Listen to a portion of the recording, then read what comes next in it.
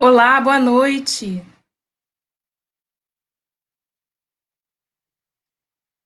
Boa noite a todas e todos. Como é que vocês estão? Ninguém está bem nessa quarentena, né? Nessa pandemia. Bem, sejam bem-vindos a mais um ao vivo do projeto Pessoal Convida. E hoje nós falaremos sobre os conflitos raciais no Brasil e as manifestações antirracistas. Daqui a pouquinho eu vou chamar os nossos convidados maravilhosos.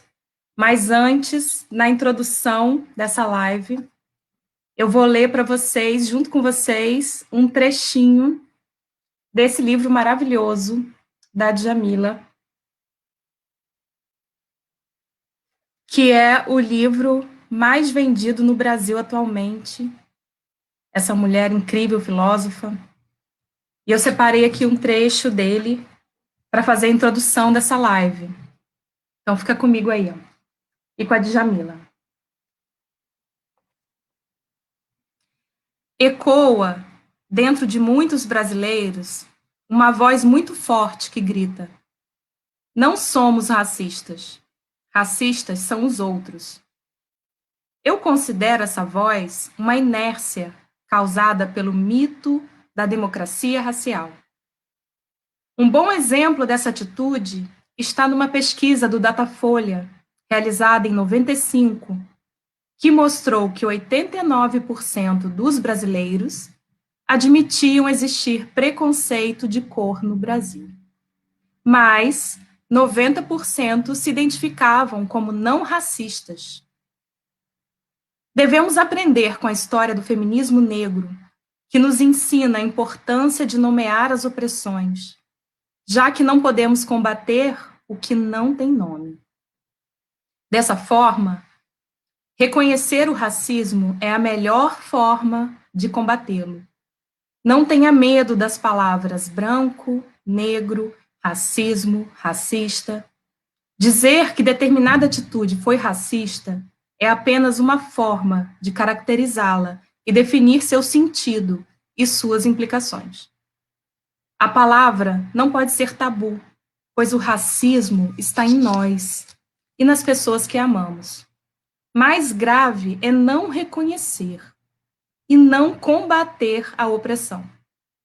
Chegamos, assim, à seguinte pergunta: o que de fato cada um de nós tem feito e pode fazer pela luta antirracista? O autoquestionamento, fazer perguntas, entender seu lugar e duvidar do que parece natural é a primeira medida para evitar reproduzir esse tipo de violência que privilegia uns e oprime outros. Sejamos todos antirracistas. Djamila Ribeiro, nesse livro, Pequeno Manual Antirracista. E é com essa introdução, então, que eu vou chamar os queridíssimos convidados dessa noite.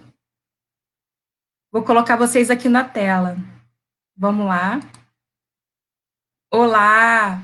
Boa noite, Marcela Vasques, Luciano Barbosa e Esther Félix. Boa noite, como vocês estão? Boa noite. Sejam bem-vindos. Muito obrigada por estarem aqui com a gente essa noite. E a gente vai começar, então, com a apresentação de vocês. Vou começar com a Marcela. Marcela, quem é essa mulher maravilhosa que eu adoro? Boa noite a todas e a todos. Eu sou Marcela Vasques, sou historiadora, sou feminista negra, estou gestora do CEP 257 aqui em Rio das Ostras. É difícil a gente se definir, né? Eu me defino como uma pessoa altamente angustiada, querendo sempre aprender mais, muito, sobretudo a questão do racial no Brasil, como ela se estrutura, como ela se compõe, qual a sua subjetividade dentro desse país, como que ela oprime ainda hoje as pessoas periféricas, os pretos, e o que a gente pode fazer a partir dessa dinâmica, a partir do conhecimento que a gente adquire sobre isso, o que a gente pode fazer para terminar com essa questão racial no Brasil. Então, eu me autodefino como uma pessoa sempre em busca de mais saber. É isso, obrigada. Muito bom, maravilhosa. Então, vamos passar a apresentação da Esther Félix. Vamos lá, Esther. Agora é com você. Boa noite, pessoal. Eu sou a Esther. Eu sou atualmente estudante do IFE de Engenharia aqui de Macaé. Eu faço parte da Resistência Livre, não sei se todo mundo conhece, é uma organização aqui superpartidária aqui de Macaé. Estou na Resistência Livre desde o ano passado e esse ano, junto com meus amigos pretos, construímos o Núcleo Resistência Preta, que ainda está em desenvolvimento, mas trabalha justamente nessa questão do reconhecimento preto, da autovalorização do negro, de se inserir na sociedade e debater os assuntos que cotidianamente a gente vê passando e são injustiças claras ou não tão claras assim. E por que são injustiças se não são tão claras assim? Então a gente está aí tentando construir de pouco a pouco o autoconhecimento, a autovalorização e estou muito empolgada em estar nessa live aqui. Muito obrigada pelo convite, Ana Paula. É uma honra estar aqui com vocês, Marcela e professor Luciano. E é isso, galera. A gente que agradece, que bom. E agora, então, quem é o professor Luciano? Boa noite. Essa pergunta é uma pergunta bastante difícil de ser respondida. Autodefinição, né? Eu sou um militante. Eu fui militante do movimento estudantil, fui diretor do DCE Mário Prata, da UFRJ, fiz graduação lá, fiz pós-graduação em Política e Planejamento na UIPUR, Instituto de Pesquisa e Planejamento Urbano e Regional. Fiz um mestrado lá também, escrevi um livro, A Identidade do Movimento pela Urbanização e Legalização do Pantanal, Zona Leste São Paulo, que foi a dissertação de mestrado. Sou fundador do PSOL, sou um dos 101 fundadores nacionalmente. Militei no PT antes, né, durante 10 anos da minha vida, antes de fundar o PSOL. Sou militante do movimento negro, sou militante do movimento sindical da cidade de Rio das Ostras, sou professor da rede municipal há 10 anos e sou professor salesiano também, sou da Teologia da Libertação. Difícil essa pergunta, né? Acho que é isso, né? E estou aqui bem contente com o debate, mas muito incontente com a situação do negro no país atualmente. A polícia continua bastante violenta contra a população, a juventude negra, o genocídio continua, e a gente precisa conversar sobre a questão do racismo, porque não dá para continuar, né? O que aconteceu lá nos Estados Unidos tem que acontecer aqui no Brasil também, ou seja, a luta de brancos e negros para combater o racismo.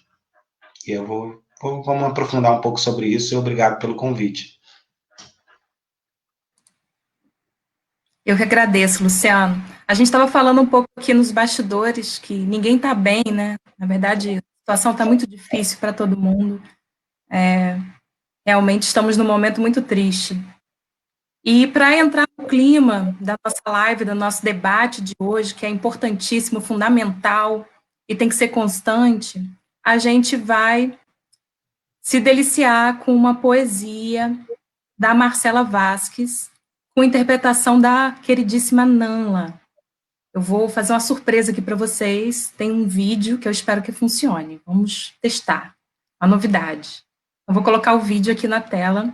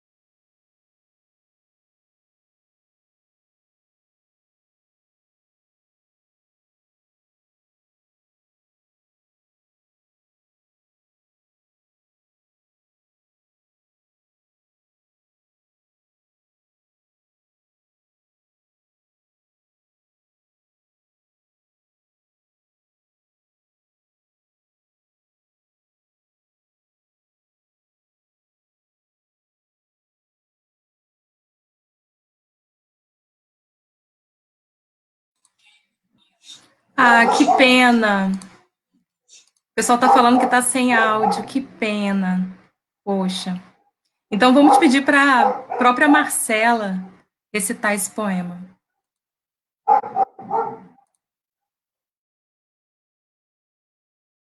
Marcela, tira do mudo para mim, por favor. Vamos lá, então. Eu falo que, na verdade, quando eu escrevi essa poesia, Eu Não Consigo Respirar, ela foi pensando na história do George Floyd, que morreu, né, sufocado, mas que eu não tinha visto ainda o vídeo, eu só estava ouvindo as reportagens e não tinha visto. E quando eu vi, eu fiquei muito impactada. E aí a minha forma de colocar para fora todas as indignações que aquilo me causou foi a poesia. Não vai ser brilhante como a Nala, mas acho que dá para ir. Eu Não Consigo Respirar é o nome da poesia. Sou sufocada todos os dias, tratada há séculos como objeto, silenciada a cada minuto, reprimida sexualmente, amordaçada quando escrava, cerceada violentamente, asfixiada até o último suspiro, abafada na minha possibilidade de fala, estrangulada na alma, reprimida nos pensamentos, dominada pelo machismo, pelo patriarcalismo, controlada pelas estruturas, encarcerada pelo racismo. Preciso do alívio, de me ver e perceber como ser humano. Quantas batalhas teremos que travar?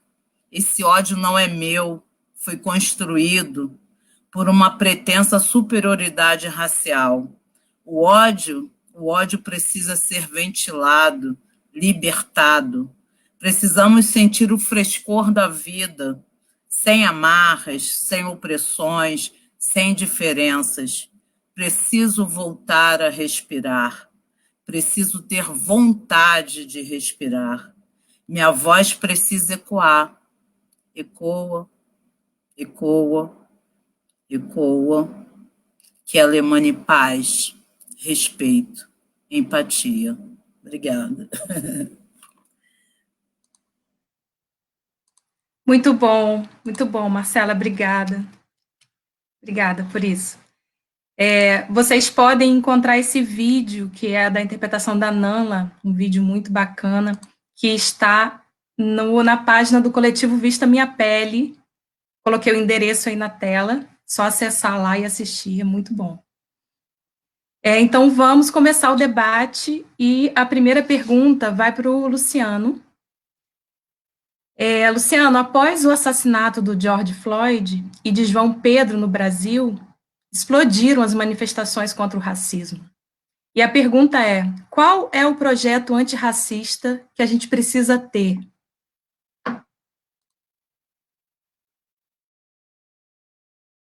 Seu microfone está mudo, querido, por favor. Isso sempre acontece, né? Eu agradeço muito a pergunta da Ana. Eu acho que esse é o grande debate do movimento negro hoje. Mas para nós compreendermos como é possível a vitória do movimento negro, eu acho que é importante a gente entender a trajetória e as divergências que existem dentro do movimento negro, para que a gente consiga pensar um movimento negro para o século XXI e que consiga combater o racismo, né? Esse debate do movimento negro americano com o movimento negro no Brasil tem muitas semelhanças e muitas diferenças. As semelhanças são que, historicamente, os negros nos Estados Unidos foram escravizados, como no Brasil.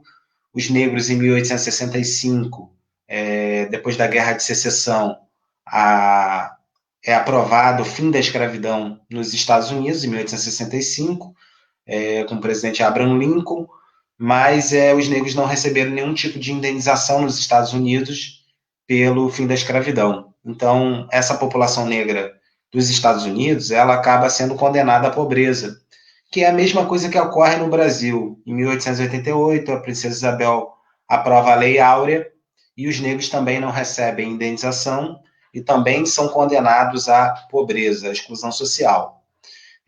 Então, nesse caso, negros brasileiros e americanos foram condenados à pobreza. A maioria... só um segundo, senão vai descarregar. Perdão.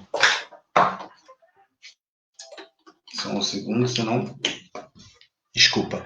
A maioria dos brasileiros e dos americanos ainda sofre um preconceito racial muito forte no dia a dia, porque a questão racial no Brasil e nos Estados Unidos tem a ver com a desigualdade social estrutural, o racismo estrutural, o fato de não ter indenização condenou essa população à pobreza. É claro que a pobreza é relativa, né? Não dá para comparar o maior e mais poderoso país do mundo, do ponto de vista financeiro, com o Brasil. Os Estados Unidos é um país imperialista, que domina o mundo desde a Primeira Guerra Mundial.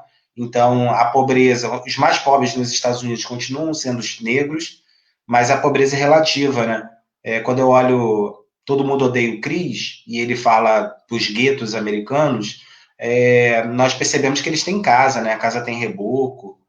No Brasil, a maioria da população negra mora em favelas. Então, a desigualdade, ambos foram condenados, mas há uma desigualdade entre um país desenvolvido industrialmente e um país de terceiro mundo, como é o caso do Brasil. Mas entrando nas polêmicas do movimento negro, há uma grande polêmica que coloca que o racismo nos Estados Unidos é mais violento do que o racismo no Brasil. Muitas pessoas falam e reproduzem isso por causa da Ku Klux Klan, por causa dos supremacistas brancos nos Estados Unidos, por causa do Tea Party, que é um setor dentro do Partido Republicano nos Estados Unidos. Os negros nos Estados Unidos são 13% da população, então eles são uma minoria dentro da população americana. E aí eu estou compreendendo negros e pardos nessa definição. Então, os atos que explodiram nos Estados Unidos durante 17 dias consecutivos foram atos por causa da morte do George Floyd, mas a pauta ela tem ligações estruturais com o coronavírus, porque a maioria dos negros são os que mais morrem nos Estados Unidos, em Nova York, foram os negros que mais morreram, e nós vimos algo muito bonito que eu acho que tem que ser trazido para o Brasil, que é a união de latinos, brancos e negros na luta contra o racismo. Então, quando a gente assiste às manifestações nos Estados Unidos, é visível que tem muitos brancos, muitos latinos. E essa unidade em defesa dos direitos humanos, em defesa do fim do racismo, eu acho que é algo que é fundamental de ser trazida para o Brasil. Então, eu defendo um movimento negro que tenha protagonismo negro, mas que tenha fundamentalmente aliança com os brancos. Porque sem aliança com os brancos, a gente não vai conseguir reverter situações que são estruturais. E aí eu queria entrar na polêmica do movimento negro com uma discussão sobre o mito da democracia racial do Gilberto Freire, no livro Casa Grande e Senzala, né? E também com a polêmica com Brasileiro é Cordial, do livro Sérgio Buarque de Holanda, Raízes do Brasil.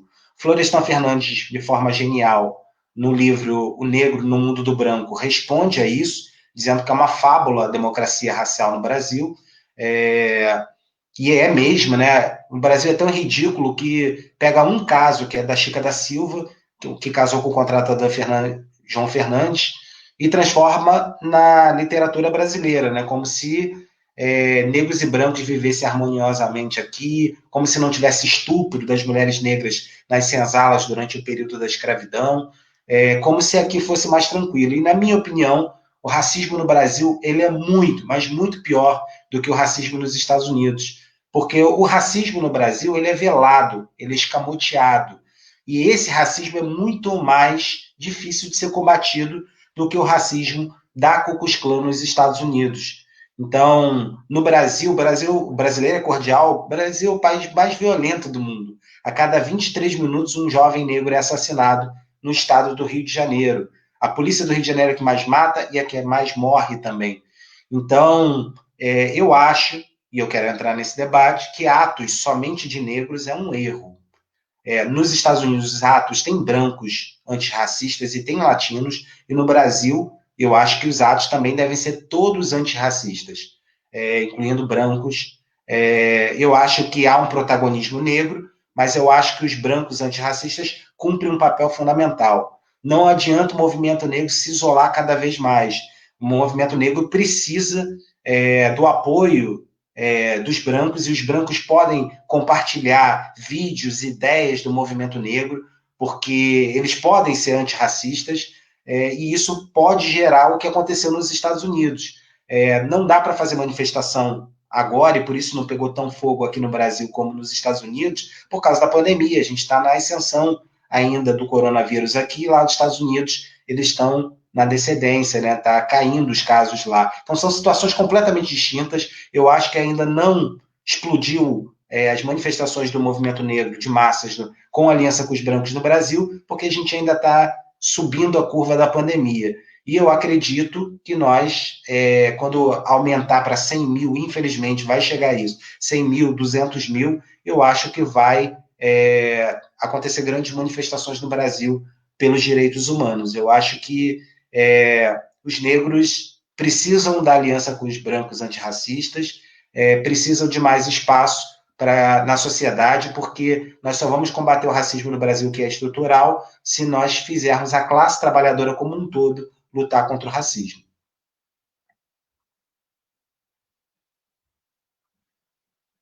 Eu caí, não, né? Não, caiu não.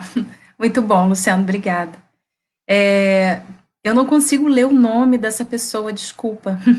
Está perguntando, está pedindo para você trazer elementos da entrevista do Silvio Almeida no Roda Viva.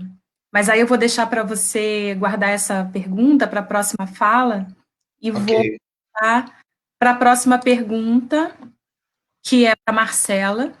O Luciano já começou a falar um pouquinho sobre o racismo estrutural, e aí eu queria que você falasse mais para a gente por que ele é estrutural e como combater.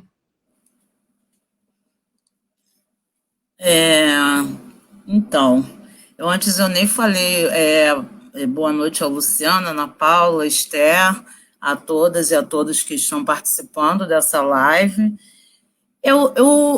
Falar sobre o Silvio de Almeida, né? O Silvio de Almeida, ele escreve um livro que é o Racismo Estrutural, já tinha escrito, agora ele faz parte da coleção da Djamila, Feminismos Plurais, e aí ele vem fazer um apontamento, acho que de nortear a questão de pensar o racismo dentro do Brasil.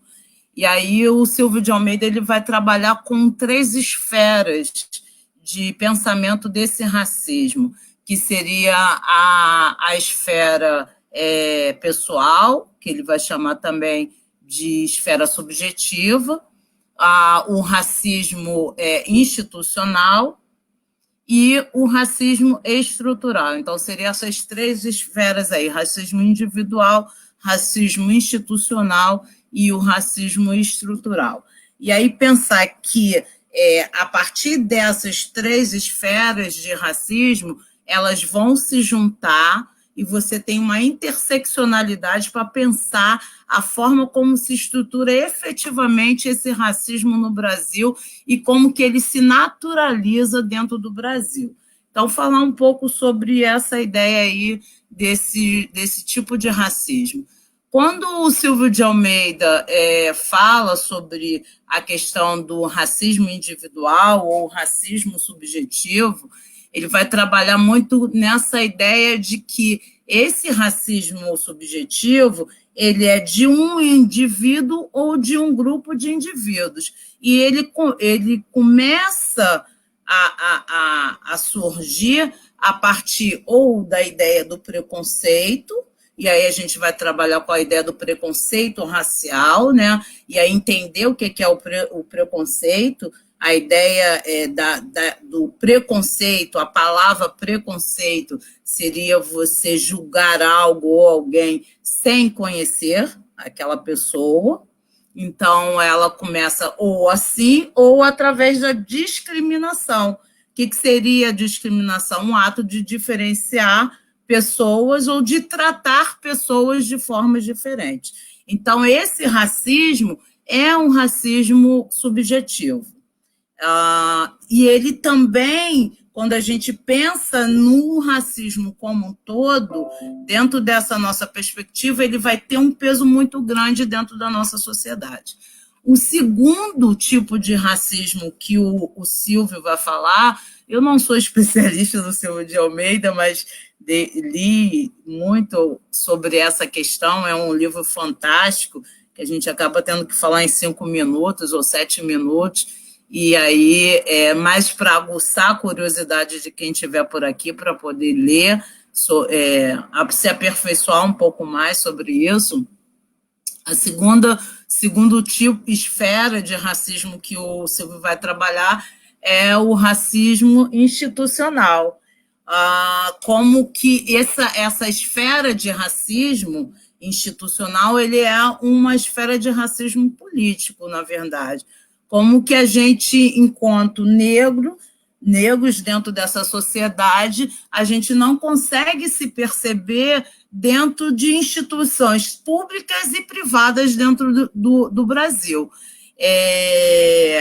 Como é difícil o outro, o não negro, perceber a presença de pessoas negras em instituições públicas e privadas, como causa estranheza, quando existe um ou outro negro que consegue chegar a essa esfera pública ou privada, e como que a gente, enquanto negro, também naturaliza algo inconsciente dentro da gente, que a gente entende que é normal não ter negros e negras nas esferas públicas e privadas de mando de poder dentro do Brasil. Essas esferas, elas são ocupadas efetivamente pela branquitude.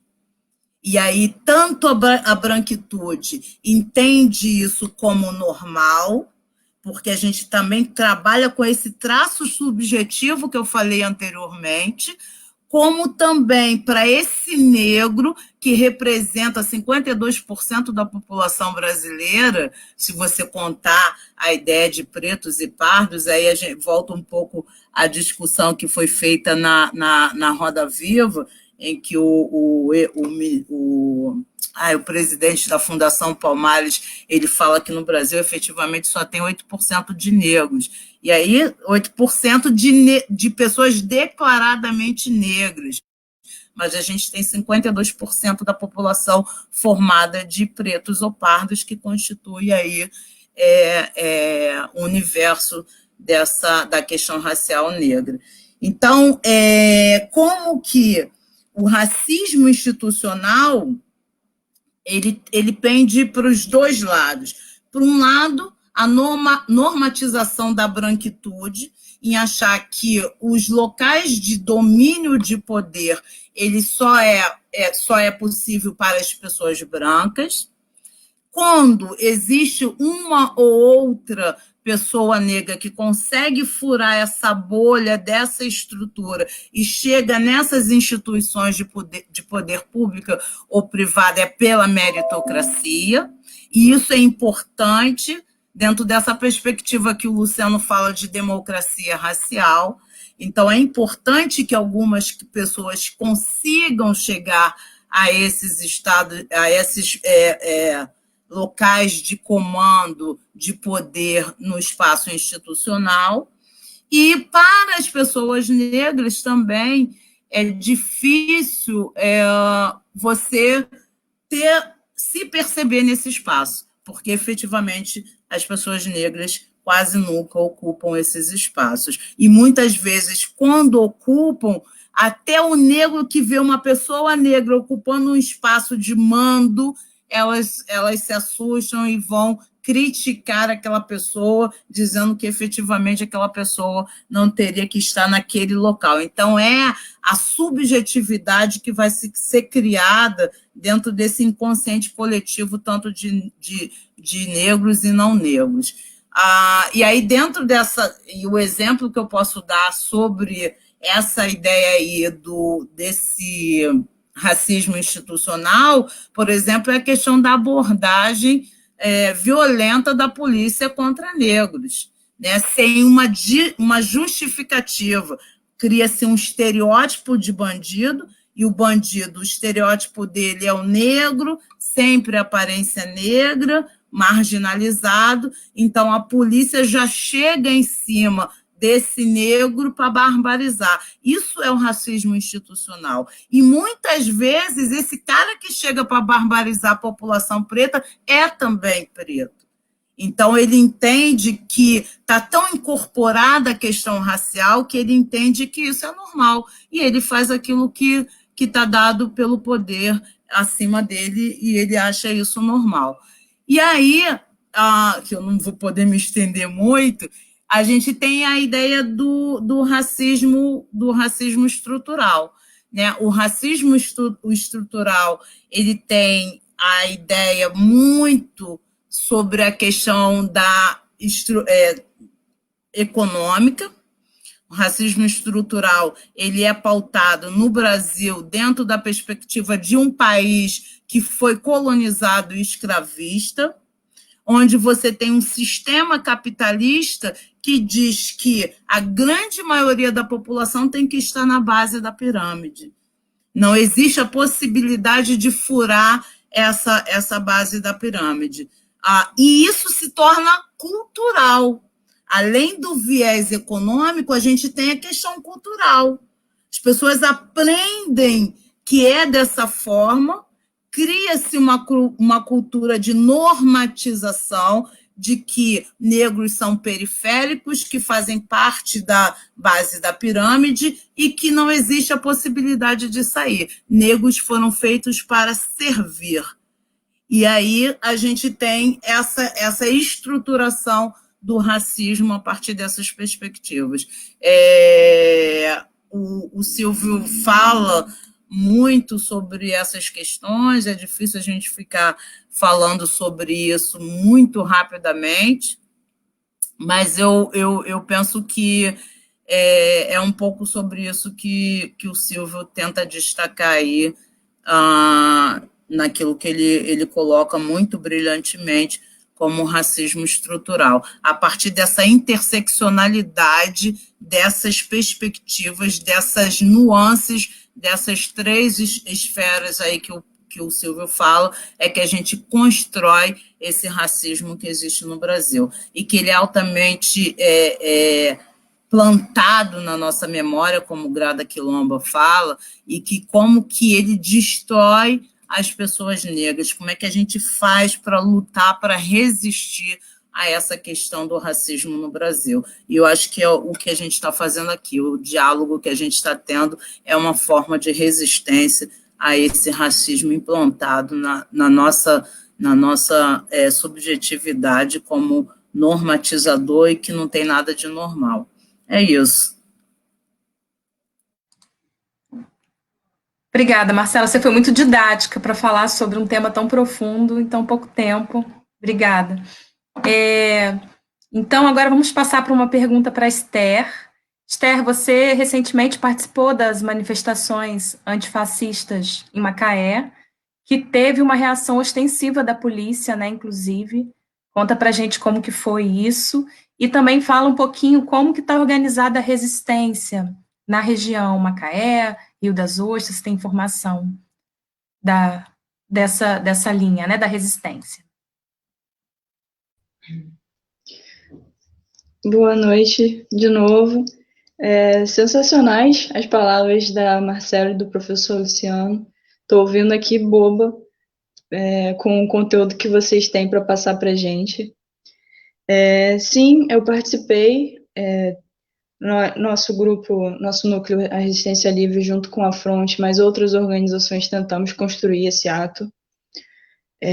Durante a construção desse ato, houveram muitas discussões entre nós, muita conversa a respeito da necessidade do ato, justamente pela questão que o professor Luciano levantou, de que nos Estados Unidos os levantes populares lá se formaram e aqui no Brasil não foi tão efetivo assim, pela questão da pandemia, que a gente está na ascensão ainda. E a gente pensou muito a respeito, será que vale a pena arriscar as vidas, não só de quem está lá participando, mas das pessoas que vão estar dos nossos lados, quando a gente pegar o ônibus para ir, para voltar, e as pessoas que moram com a gente, e enfim. Será que vale a pena, numa cidade do interior, a gente se mobilizar para poder fazer esse ato? E acabou que a gente, depois de refletir um pouco, a gente chegou à conclusão de que se era para sair apenas em extremas necessidades, a situação de agora é uma extrema necessidade. Todos esses atos que se levantaram nos Estados Unidos a partir do assassinato de George Floyd poderiam ter sido levantados aqui no Brasil 50 vezes por ano, no mínimo, pelos assassinatos que a gente tem aqui. De crianças na favela que são assassinadas dentro de casa ou que são assassinadas nos becos da favela confundidos com traficantes. São mortes atrás de mortes de forma injusta que não tem a repercussão necessária.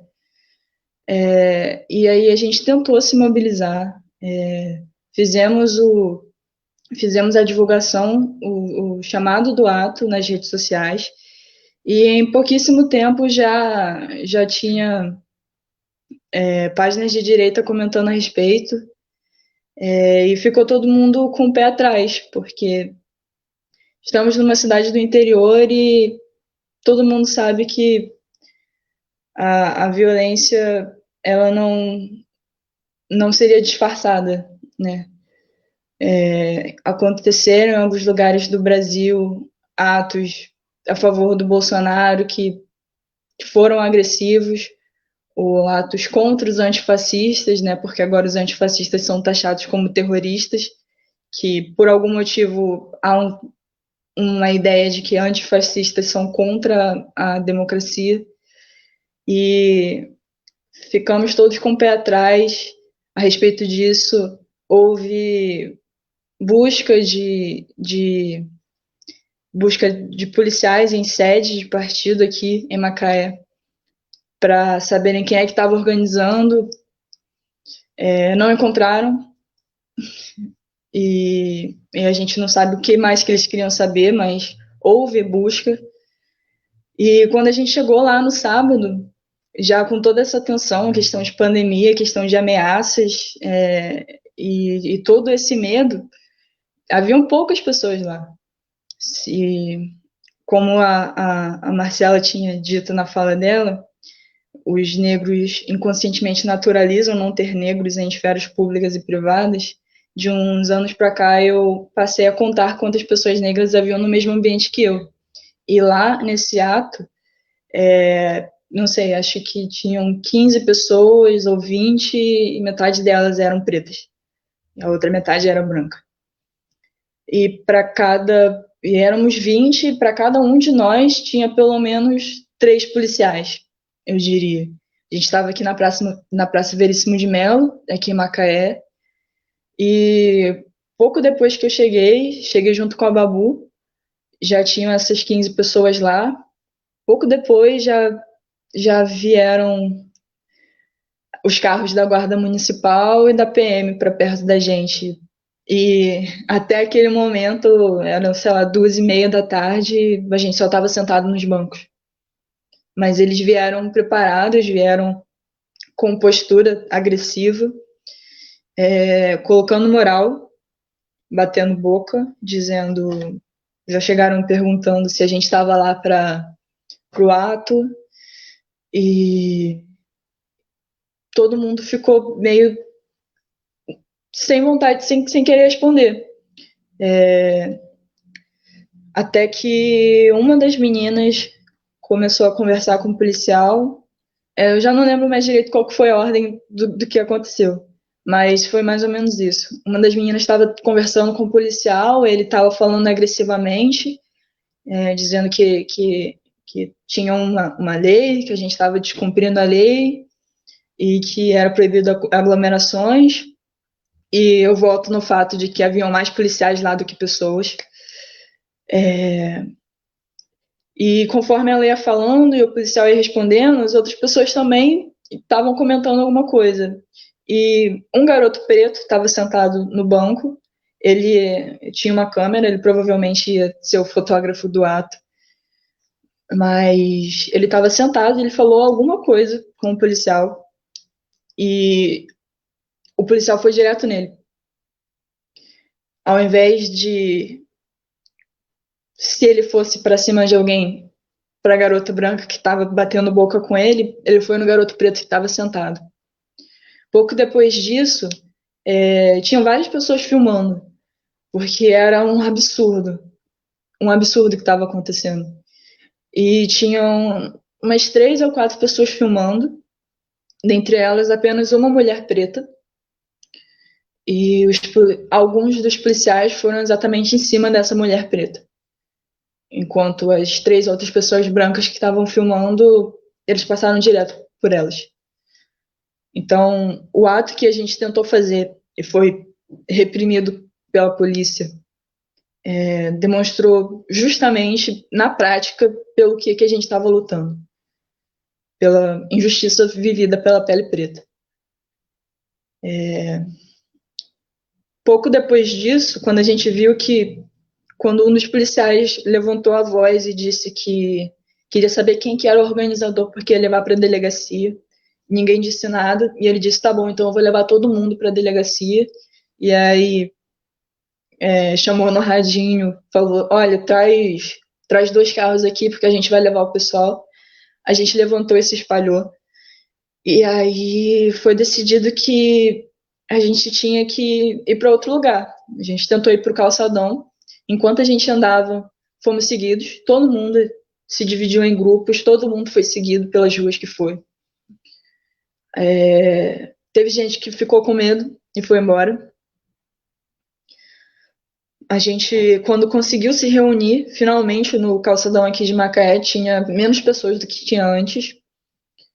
Tinha policial de um lado da rua, policial de outro lado da rua. Toda vez que a gente se aproximava, passava uma moto do nosso lado. Então foi uma situação, foi rápido, assim, desde que a gente chegou na praça até o momento que a gente foi embora. Eu acho que não deve ter levado mais de 1 hora. Mas foi um momento de muita tensão para todo mundo. Todo mundo. Porque estava bem claro o que estava acontecendo ali. Estava bem claro de que a gente não ia ter voz, por mais que a gente tentasse. Que éramos muito poucos, que eles eram muito mais do que nós, e que eles iam justamente nos que eles sabiam que não iam ter como fugir, que eram os pretos. Então, eu volto na questão do que o professor Luciano trouxe, de que é preciso uma unidade de pretos e brancos na luta antirracista. Porque se houvessem apenas os pretos ali, apenas os 10 pretos ali, muito provavelmente não haveria nem diálogo. O diálogo que houve com as pessoas brancas não haveria. Muito provavelmente só haveria violência e a gente seria levado primeiro para falar depois, se a gente ainda tivesse chance de falar. Então foi muito triste o que aconteceu.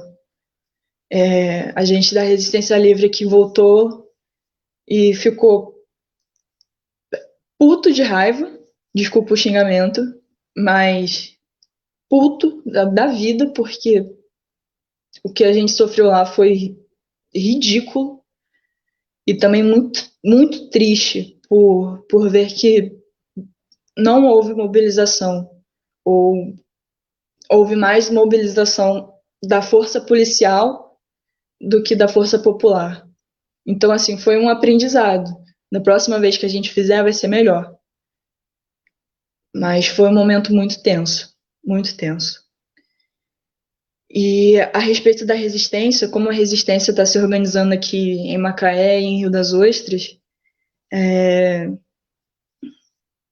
eu ainda estou para me formar, para entrar na resistência aqui. Eu tive a oportunidade de participar justamente sobre um debate na semana passada, e essa semana fomos motivados a ler o capítulo do livro do Silvio Almeida, justamente, e eu pude assistir a live dele também. E bem, é isso.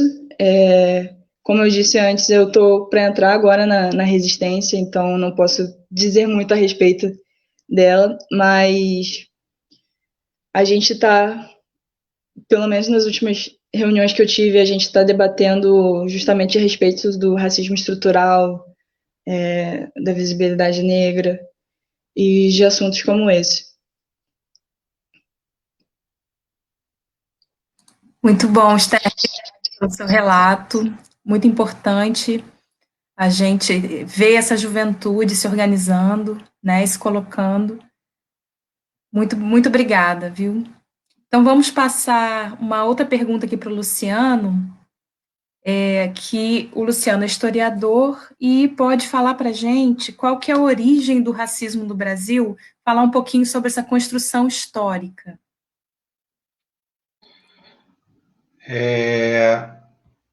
Eu fiquei impressionado que a Marcela conseguiu explicar racismo estrutural em 7 minutos. Então vai ser meu desafio agora conseguir em 7 minutos falar um pouco sobre a história do Brasil e por que, gente. Parece meio estranho, né? Pô, mas vocês estão discutindo negros, por que o cara vai falar de 1532? Uma conclusão é que se você não consegue conhecer as especificidades da história do Brasil em relação à história dos Estados Unidos e outros países, você não consegue concluir o raciocínio para compreender o racismo no Brasil. Porque o racismo faz parte da estrutura, como a Marcela colocou brilhantemente, e faz parte da história do país. E se você não tem essa compreensão, você não consegue se solidarizar com os negros, você não consegue compreender o que a gente está falando. Então, eu queria você bem pontual, assim. Primeira coisa, que a desigualdade social no Brasil tem tudo a ver com a propriedade privada, né? Historicamente, a elite que sempre esteve no poder é a elite latifundiária.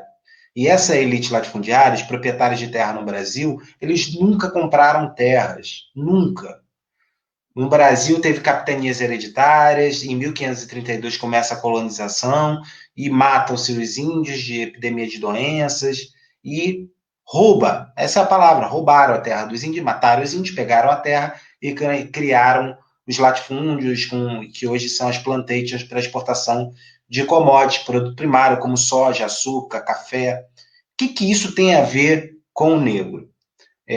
As terras do Brasil não foram compradas, elas foram roubadas dos indígenas, dos colonizadores portugueses.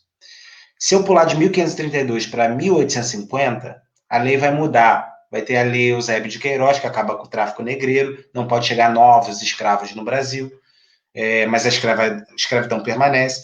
E vai ser aprovada a lei de terras, no mesmo ano da lei Eusébio de Queiroz. A lei de terras altera. Até então, até 1850, qualquer terra que não tivesse dono, os donos originários seriam os indígenas, poderia ser apropriada e você ia no cartório e dizia, essa terra é minha e está resolvido. Foi assim que os portugueses roubaram as terras e continuam passando de pai para filho através da hereditariedade para os seus descendentes.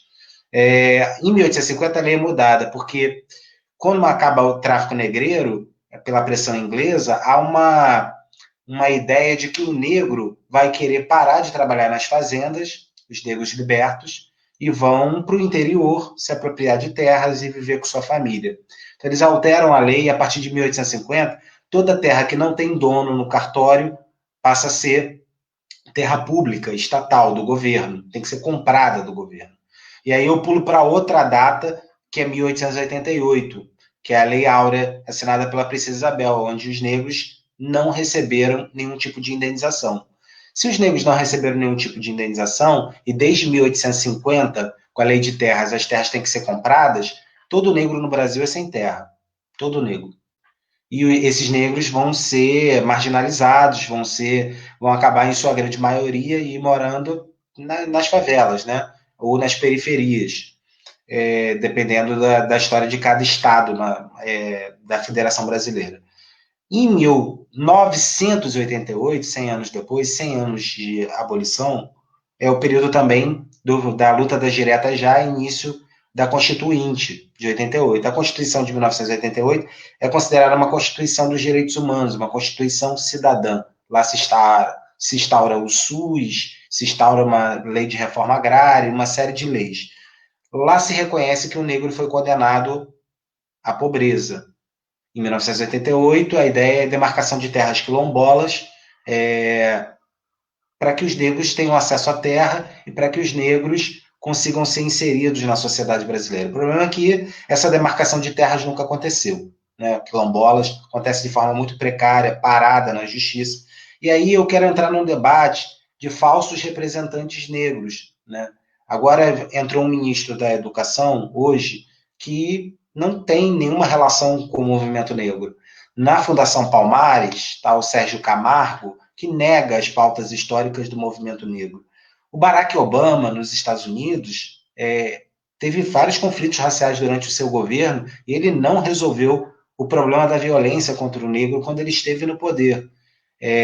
Os governos do PT, Lula, Dilma, fizeram o Estatuto da Igualdade Racial, tem uma retórica de esquerda, mas não fizeram reforma agrária, porque estavam aliados a Sarney e MDB, estava aliado aos latifundiários no modelo. O Brasil, o modelo econômico principal é commodities, exportação de produtos primários. Então, o PT não rompe com essa estrutura, né? E não faz a demarcação de terras do qual o movimento negro reivindica. O PT aprova cotas, que são importantes, mas não alteram tão rapidamente a estrutura social brasileira. O povo brasileiro é o povo da luta, historicamente, dos extermínios. Por isso que a fala da Esther foi tão interessante e importante, porque as movimentações do movimento negro têm outro nível de repressão, e ela está muito correta na colocação dela. O Quilombo de Palmares, que foi o maior quilombo, teve mais de 200 quilombos no Brasil. O Quilombo de Palmares foi exterminado. A cabanagem, movimento popular com forte presença negra, foi exterminada. Foi derrotada, foi exterminada. A Balaiada, extermínio. Canudos, extermínio. Contestado, extermínio. Frente Negra na década de 30, proibida pelo Getúlio Vargas e descaracterizada. Ligas Camponesas, extermínio. MST hoje, lutando pela terra, sofre processo de extermínio. Juventude Negra, extermínio. Marielle Franco, extermínio. João Pedro, extermínio. Miguel, extermínio. Diversas formas diferentes de matar a população negra. Então, a campanha principal, historicamente hoje, que nós chegamos no movimento negro, é a campanha contra o genocídio do povo negro, né? Essa campanha ela é fundamental. A violência policial contra os negros ela é gigantesca. Mas, para finalizar, eu acho que não é possível derrotar o racismo dentro das estruturas do capitalismo. O racismo é lucrativo. E aí a gente precisa entender um pouco da história também.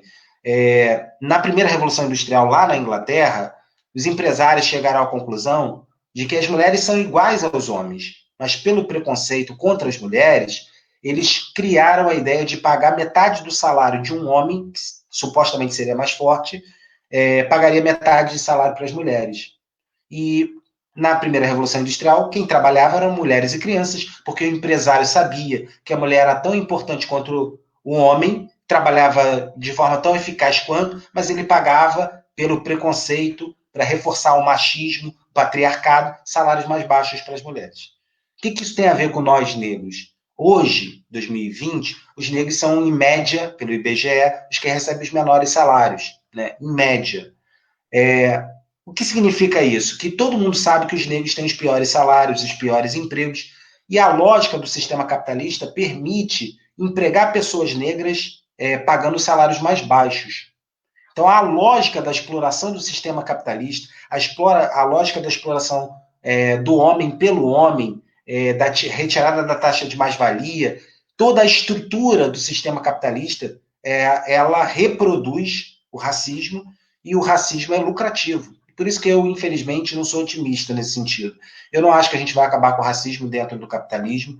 Eu acho que a classe trabalhadora no Brasil, ela é negra em sua maioria. Então, é a libertação da classe trabalhadora lutando pelos seus direitos, destruindo o sistema capitalista, que pode criar uma sociedade de iguais, entre brancos, negros, amarelos, indígenas, todas as etnias todas as religiões. Eu acho que só vai ser possível isso quando a classe trabalhadora, e aí a classe trabalhadora inclui os brancos, e por isso foi muito bom ouvir a Esther também, quando nós estivermos unidos lutando por direitos humanos, lutando pelos direitos dos negros, porque até escreveram ali, lutar por um SUS de qualidade, um bom atendimento público, significa fazer políticas para os negros também, negros, brancos, pobres. Então, as propostas para o movimento negro são propostas estruturais, são propostas de melhoria da educação pública, do SUS, de redução da violência, desse estereótipo que a Marcela colocou muito bem. Então, é preciso, eu fui muita correria, mas é preciso estudar a história do Brasil para a gente fazer um debate sério, porque não é mimimi.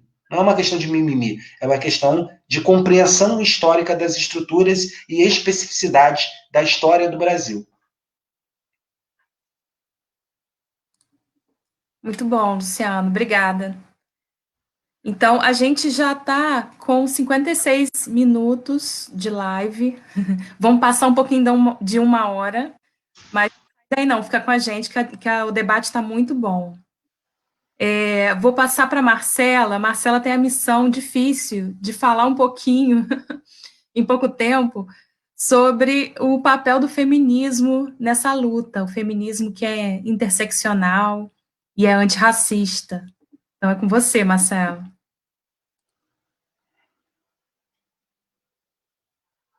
O microfone está fechado. É difícil também, mais um desafio para mim. Na verdade, eu precisava falar assim, na verdade, o feminismo ele é plural. O feminismo ele é plural porque nós somos mulheres diversas, né, diferentes.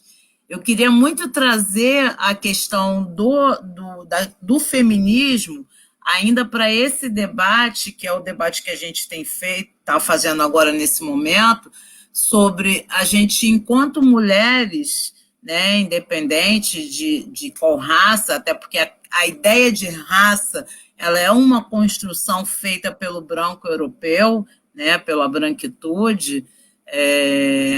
A gente, enquanto mulher, a gente precisa estar juntas nessa luta que precisa ser antirracista. Existe uma questão que é a interseccionalidade quando a gente fala não só da mulher negra, esse termo foi cunhado a partir da ideia do feminismo negro, mas a interseccionalidade são aquilo que abarca, que não dá para você falar de uma mulher especificamente como universal, mas existem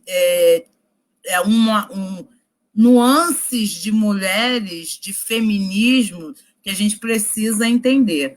Enquanto o feminismo negro, eu estava aqui enquanto o Luciano falou, e a Esther também falou, fazendo uma anamnese sobre o que o Silvio de Almeida vai nomear como esses 3 tipos de racismo, para a gente entender. E aí eu fiquei pensando, quando o Silvio de Almeida ele fala sobre a questão do racismo individual, ele está falando que, na verdade, os negros são difamados, negros e negras são difamados, são violentados, e aí a gente tem, por exemplo, quando a gente fala sobre violência, quando a gente fala sobre feminismo negro, a gente vai ver que a raiz da violência que existe no Brasil contra as mulheres pretas, ela vem da ideia da colonização, quando a gente foi hipersexualizada, quando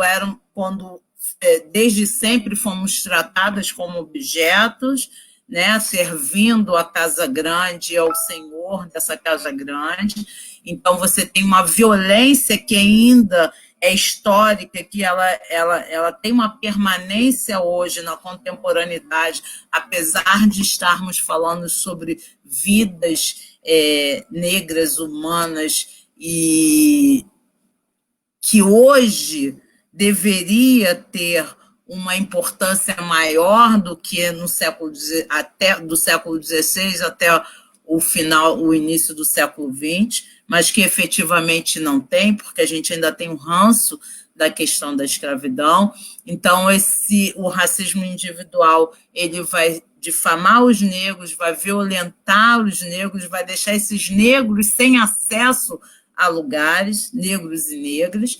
A gente tem o racismo institucional, que ele faz uma abordagem violenta contra negros e negros, e a gente tem um racismo estrutural, que é a falta de representatividade em órgãos públicos e privados de pessoas negras e negros.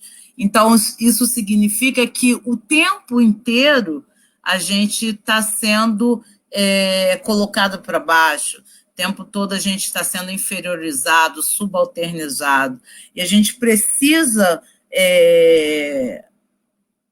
encontrar mecanismos que nos possibilite furar essa bolha, furar essa bolha que nos colocaram.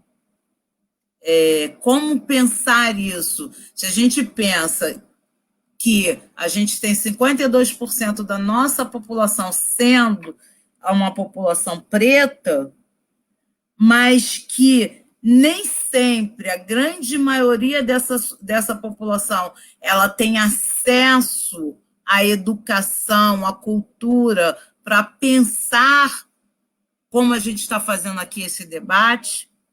Então, qual é o discurso que eu chego, eu me aproximo dessa população periférica marginalizada, para que ela entenda que estruturalmente ela foi o tempo todo fizeram com que ela pensasse que ela fosse inferiorizada.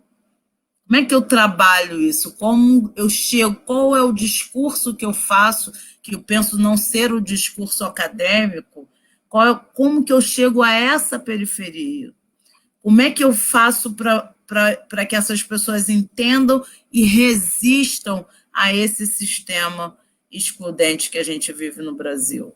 Eu penso que uma das formas de se fazer isso é criar uma sociedade antirracista.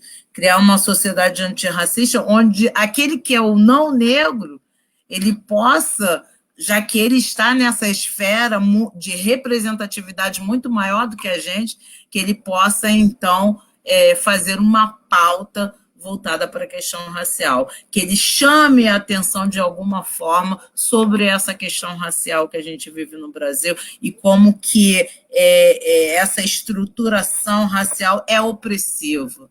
Ela foi opressiva desde da colonização e ela se perpetua ainda na modernidade, numa sociedade dita democrática. E por que essa ideia de que vidas negras importam? Então, a gente tem que, além do discurso, a gente tem que fazer com que essas pessoas não negras saiam para a prática de construir uma sociedade de iguais, né? Então, quando a gente fala sobre o feminismo, eu penso que a gente, por mais que a gente, em algum momento, a gente se separe um pouco dentro dessas ondas que a gente tem do feminismo, a primeira, a segunda, a terceira onda, e o feminismo negro, a gente se distancia em algumas coisas, a gente é muito unido com relação a combater a opressão sexista que a gente viveu. Então, a gente precisa, então, se unir às pessoas não negras para que a gente possa construir uma sociedade de iguais a partir da ideia de uma sociedade também antirracista. Então, é uma tarefa difícil. Eu acho que essa juventude aí, a Esther fala muito bem sobre essa juventude que está construindo isso, o sujeito social. Ele, nesse momento em que a gente vive no Brasil, ele é muito importante, que muitas vezes a gente deixou que, na verdade, o sujeito político, as representações políticas da nossa sociedade conduzisse a nossa história, e hoje a gente está vendo que existe um movimento que é feito pelo sujeito social, independente da questão partidária ou de representatividade de instituições, a gente tem a Esther indo para a rua, e outros tantos como a Esther indo para a rua para fazer essa mobilização antirracista. Então, esse peso ele é super importante, e acredito que muito mais, além disso, a gente precisa construir políticas públicas efetivas que nos possibilite estar na esfera de poder. Eu acho que construindo leis que falem sobre a população negra, que preserve essa população negra, que diga que a gente importa. E eu acho que uma dessas vias é a questão educacional. A gente precisa ter mais negros nas universidades, a gente precisa construir negros nessa educação intelectual para que possam seguir adiante e ter representatividade nas instituições e que a gente consiga, a partir disso, furar essa bolha. Então, a gente tem aí várias frentes de possibilidades de exterminar esse racismo no Brasil. Uma delas é a instituição, a criação de uma educação pública de qualidade, que isso chegue à periferia, e também as ações dos seres sociais, né, dos agentes sociais que fazem parte aí desse Brasil grande, imenso. Então, construção, a gente precisa seguir em frente com isso, e espero estar contribuindo um pouco nessa luta hoje e sempre. É isso, obrigada. Estamos juntos nessa luta antirracista. A Nanla e a Karina está aqui concordando com você. Necessária uma educação antirracista, né? E a gente não tem muito tempo mais de live, mas ainda tem uma pergunta para a Esther, e depois a gente encerra e vocês falam as suas mensagens finais e as despedidas, todo mundo. Mas antes, eu queria saber da Esther o que ela acha que é o papel da juventude nessa luta. Como que ela vê isso? Eu vejo o papel da juventude como provavelmente o mais fundamental durante a luta. É fato de que o futuro está nas nossas mãos. Daqui para frente, o mundo vai ser o que nós escolhermos dele e o que a gente fizer dele. A juventude, ela tem não só a vida toda pela frente, como as ferramentas necessárias. A gente tem muita facilidade de acesso, né? Quando a gente tem o privilégio de ter acesso a informações. A gente vê notícias todos os dias, a gente compartilha as notícias com muita facilidade, a gente conversa com muita facilidade através de aplicativos e, enfim. Se eu tenho uma amiga na Europa, eu consigo falar com ela todos os dias tranquilamente através dos aplicativos. E qual que é, sabendo que a juventude tem nas mãos as ferramentas necessárias e o acesso à informação, de que forma a gente consegue mudar alguma coisa? Através do diálogo, através da conversa e do debate pacífico. É difícil hoje em dia, por alguns motivos. Um deles é preciso muita paciência. A gente está vivendo agora uma situação em que é preciso muita paciência, porque as pessoas que estão a favor do nosso presidente, nem todas estão dispostas a dialogar. E não só a paciência, mas também é preciso calma, enfim. E cabe a nós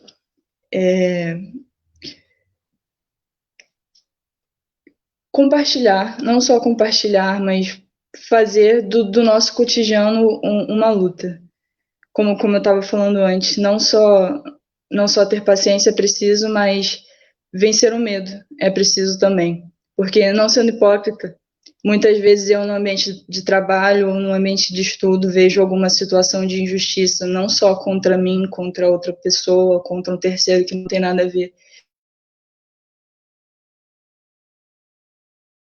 E não me sinto levantar minha voz, porque todo mundo tem alguma coisa a perder, né? A gente está construindo nossa vida agora. Se eu estou no ambiente de trabalho, eu tenho medo de me portar de certa forma e, por causa disso, perder o emprego. Então, é preciso coragem para levantar a voz contra as injustiças que você sente, que você vê, que o outro sente. E nem sempre a gente vai ter, mas isso é algo a ser trabalhado. Isso é algo a ser trabalhado cotidianamente.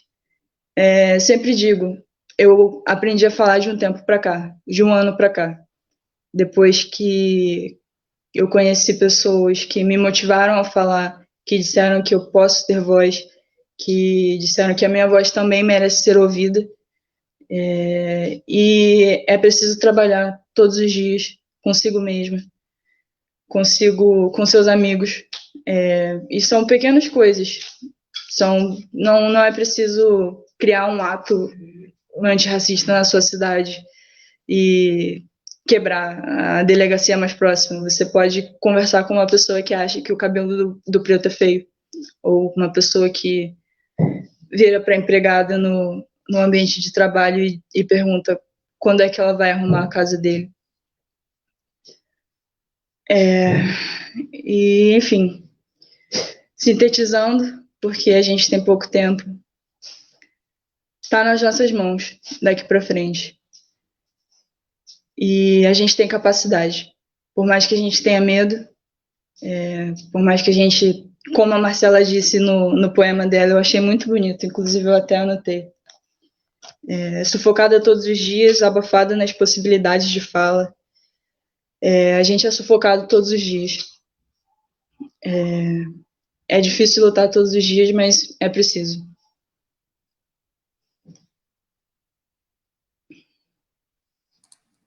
Obrigada, Esther. Que presente para a gente ter você aqui, com essa força. A Esther é maravilhosa. Que bom, que bom. Muito feliz com essa live. Eu acho que todo mundo está também, está todo mundo aqui junto com a gente, até o finalzinho. Muito bom, obrigada. Agora, então, a gente vai fazer uma mensagem final de vocês nessa noite, depois de tantos assuntos importantes que a gente levantou, tanta coisa que a gente precisa falar sempre, todo dia, desconstruir, conhecer os privilégios brancos, enfrentar a luta antirracista cotidianamente. E aí eu vou, então, passar para a Marcela para começar com a sua mensagem final e sua despedida. Depois a gente dá sequência. Vamos lá. Ô, Ana, pede para todo mundo fechar o microfone, porque tá dando um ruído que eu acho que são os microfones abertos. Sim, já fechei aqui. Então, eu fico muito emocionada quando eu ouço a juventude falar. E aí me emociono muito mais quando eu ouço aí a Esther falando que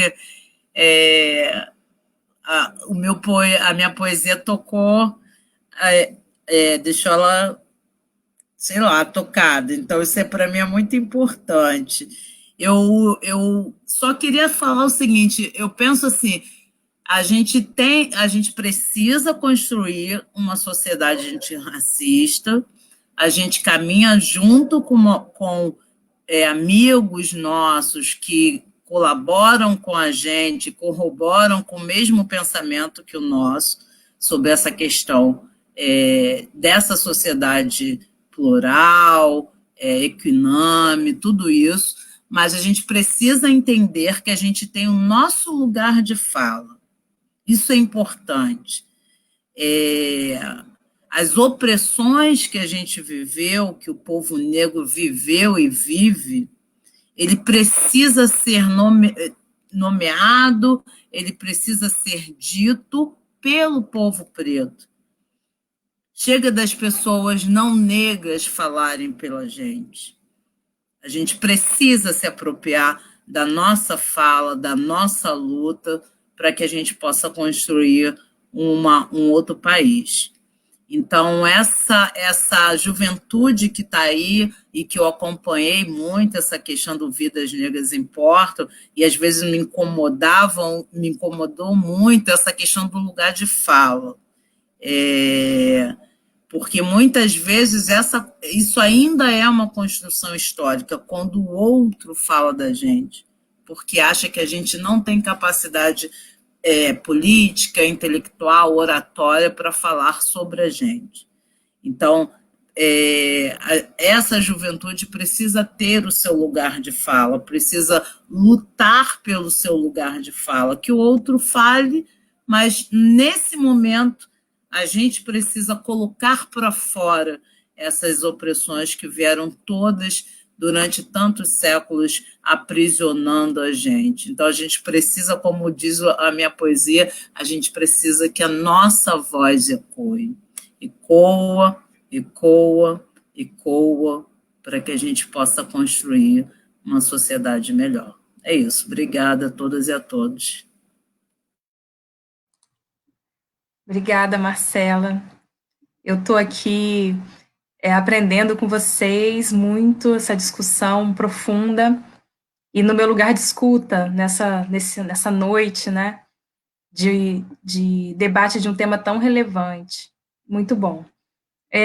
Luciano, então você deixa sua mensagem final. Então, eu ia falar outra coisa, mas ouvindo a Esther, eu lembrei de quando eu era jovem, né?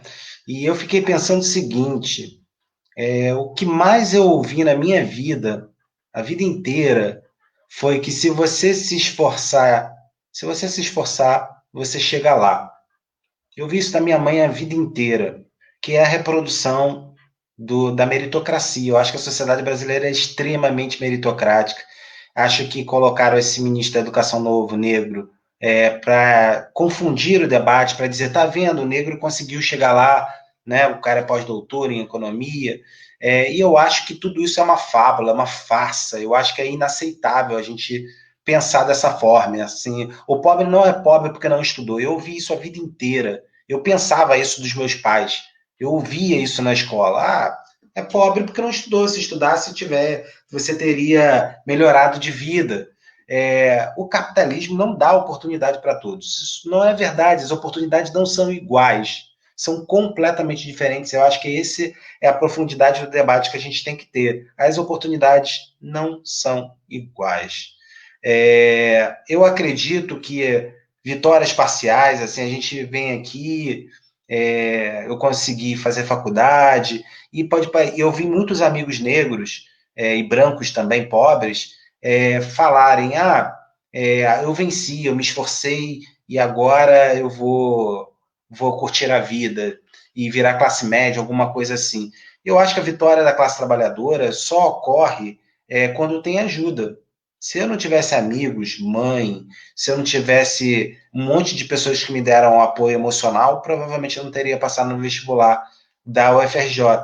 Até porque naquela época não tinha nem cotas.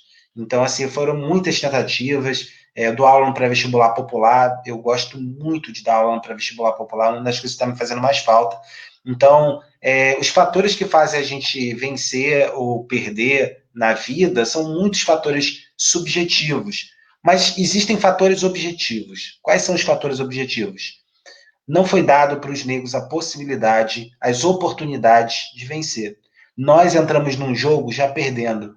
E mesmo os que vencem, eu não sou um burguês, nem quero ser um burguês, eu não sou dono dos meios de produção. Se você estudar muito, virar pós-doutor, professor universitário, você não vai virar o dono dos meios de produção. Você não vai conseguir comprar o latifúndio que eu tinha falado nas palavras anteriores. O que eu estou dizendo é que a desigualdade é estrutural, ela é estrutural. E a luta do povo negro tem que ser uma luta de todos. O protagonismo é negro, como a Marcela colocou muito bem, mas nós precisamos do apoio dos brancos, e por isso que a presença da Ana é muito importante, de todos aqueles brancos antirracistas que nós conhecemos. E eu continuo acreditando na juventude. Eu acho que a juventude, essa juventude que explodiu nos Estados Unidos e que explodiu aqui no Brasil, é essa juventude que vai dar continuidade à luta pela libertação da classe trabalhadora. Eu estou muito impressionado e vou terminar com isso, com o Emicida. Eu acho que o Emicida deu uma mudança radical na carreira dele no último período, nas últimas músicas. E tem uma música dele que eu ouço todo santo dia em pandemia, que é Eles Querem Que Alguém Que Vem de Onde Nós Vem seja mais humilde, baixe a cabeça, nunca revide, finja que esqueceu a coisa toda. Eu quero é que ele se... É isso que eu quero. É exatamente isso que eu quero. Que a classe trabalhadora consiga fazer com que ele se... Muito prazer em participar dessa live com vocês. Foi muito importante para mim.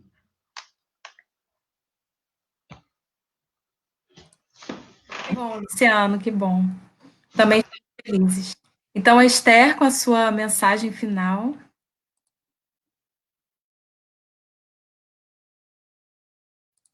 Seu microfone está fechado, querida. Ótimas palavras, Luciano. Bem, para sintetizar, né, as coisas que... O nosso debate aqui hoje foi muito bom. Eu ouvi pontos, assim, excelentes. É sempre bom a gente relembrar todos esses assuntos e é sempre necessário que a gente diga em voz alta e fale a respeito deles. E como última fala, eu gostaria de pedir que vocês pensem a respeito dos seus privilégios. Na luta antirracista, nesse momento que a gente está vivendo agora, é preciso entender qual é o seu papel. Preciso entender até onde você pode ir. Se você é uma pessoa privilegiada, que não sofre, nem sente medo de sofrer repressão policial, de qual forma você pode participar na luta antirracista? Você pode participar, sim, primeiro. E você pode utilizar desses seus privilégios para defender aqueles que não têm. Justamente o que aconteceu, por exemplo, no ato aqui de Macaé. Se não houvessem as pessoas brancas lá, muito provavelmente não haveria nenhum diálogo com os policiais. Então, eu acho que é necessário que a gente entenda os nossos privilégios. Todos nós somos privilegiados em relação a alguém. E que você não finja que você não tem. Se você é uma pessoa que tem dinheiro, não precisa fingir que você não tem, só porque você é de esquerda ou só porque você defende o comunismo. Utilize desse poder monetário de uma forma com que você ajude as pessoas ao seu redor ou os movimentos que você apoia. E eu queria também fazer um apelo justamente a essas pessoas que têm privilégio, principalmente as pessoas que têm privilégio social, de alcance social, né? Que tem mídia, que tem seguidores. A gente está, de uns tempos para cá, as lives a respeito de racismo cresceram muito, e há muita participação dos pretos falando sobre racismo. Isso é necessário, isso é importante, mas também é importante que os pretos falem sobre outra coisa, porque preto não precisa falar apenas de racismo. Então, é isso. Eu gostaria de deixar esse pensamento aí para vocês. Foi uma honra participar dessa live. Obrigada ao professor Luciano, obrigada a Marcela, obrigada a Ana Paula, incrível professora do IFE. Muito orgulho de você. Muito orgulho de todos vocês. Obrigada, galera. Queridíssima, muito obrigada. Muito importante a sua fala. Que bom, gente. Muito feliz com essa live de hoje. E eu quero deixar aqui o recado que semana que vem a gente tem mais uma live do Projeto Pessoal Convida. Dessa vez vamos falar sobre o direito à cidade na perspectiva das mulheres. Então, fica aí com a gente na semana que vem, tá bem? Então, muito obrigada a presença de todos, aos convidados maravilhosos. Boa noite a todos, vamos dar um tchauzinho e até semana que vem. Tchau, tchau. Obrigada.